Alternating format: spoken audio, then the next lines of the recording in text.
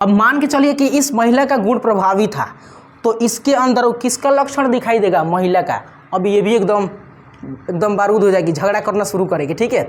यानी जेनेटिक गुणों का भी क्या हो रहा है? स्थानांतरण हो रहा है। तो नमस्कार प्यारे साथियों, हम इस वीडियो में जानने वाले हैं कि मानव में सेक्स डिटर्मिनेशन या लिंग निर्धारण कैसे होता है, ठीक है। अब ये जो टॉपिक है ना बायो का है, एक्चुअली एग्जाम में हर लड़कों से ये 5 नंबर का पूछ लिया जाता है, पूरा क्रॉस वाला के साथ, पूरा लैंग्वेज के साथ, ठीक है। तो आपको अभी बेहतरीन तरीके से हम समझाने वाले हैं, तो अंत तक बने रहिएगा, ठीक है। आइए यहाँ पे हम बात करते हैं। तो मानव में लिंग का निर्धारण होता है किसके आधार पर? तो पापा के आधार पर होता है, यानी पिता के आधार पर होता है, फादर जी के आधार पर होता है, ठीक है।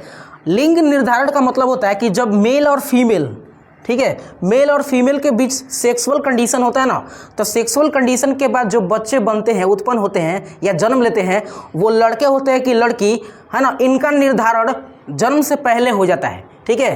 बात समझ रहे हैं? यानी जब स्पर्म और ओवम दोनों आपस में फर्टिलाइज होते हैं तो उसी समय लिंग का निर्धारण हो जाता है। तो वही हम पढ़ने वाले हैं, ठीक है।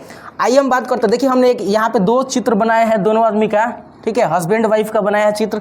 यहाँ पे देखिए एक नर है और एक मादा है, और मादा को अलग दिखाने के लिए हम यहाँ पे इसका क्या बनाते हैं? ये वाला, ठीक है।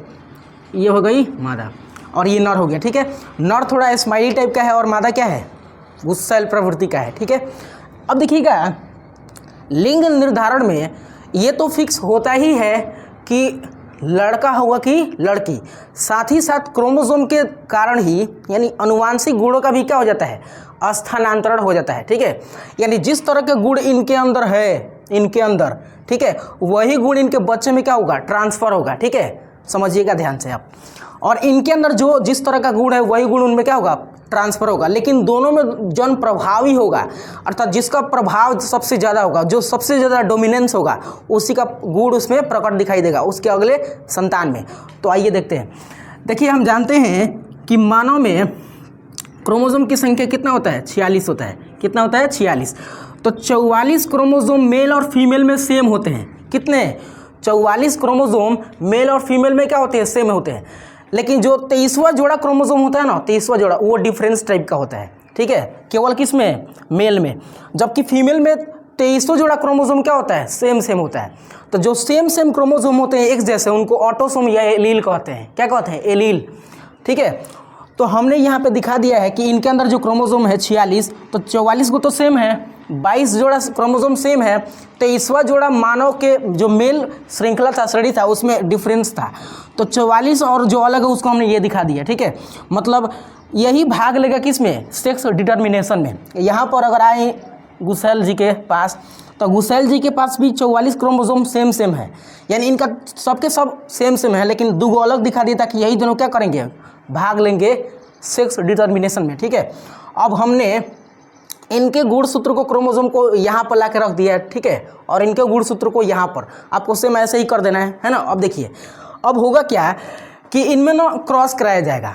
क्या कराया जाएगा? क्रॉस। यानी जो सेक्स डिटर्मिनेशन में भाग लेने वाले गुणसूत्र हैं उनमें क्रॉस कराया जाएगा, और क्रॉस कराने के बाद पता चलेगा कि हाँ क्या क्या इसमें प्रस्तावना, मतलब प्रस्तावित संभावित आ सकता है, किसकी संभावना सबसे ज़्यादा है। तो आइए हम क्रॉस कराते हैं। देखिए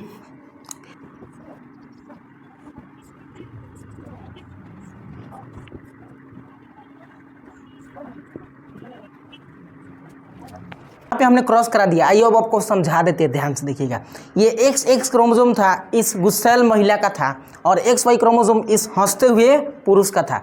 हमने क्या किया कि XX क्रोमोसोम को अलग अलग सेपरेट कर दिया, यहाँ पर भी सेपरेट कर दिया है, ठीक है।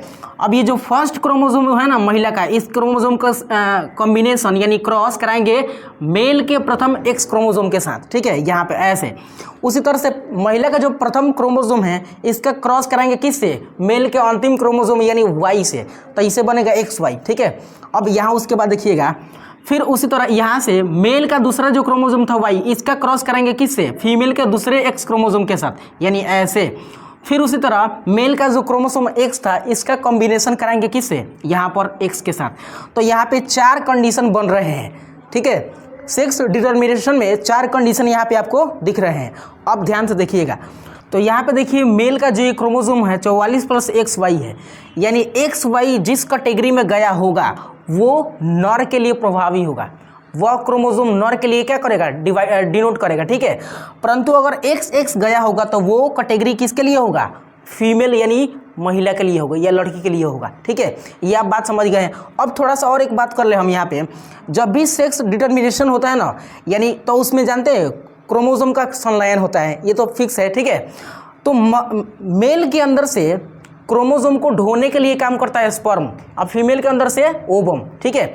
अब इनके अंदर क्रोमोसोम की संख्या 46 है, तो जब भी इनके अंदर से स्पर्म निकलेगा और इनके अंदर से ओवम, तो उनमें से 23 क्रोमोसोम लेकर दोनों आएंगे आसपास पास में, यानी 23 स्पर्म लेके आएगा और 23 कौन, तो ओवम, तबे ना मिलकर 46 होगा टोटल, एक जो भी बनेगा संतान, तो 46।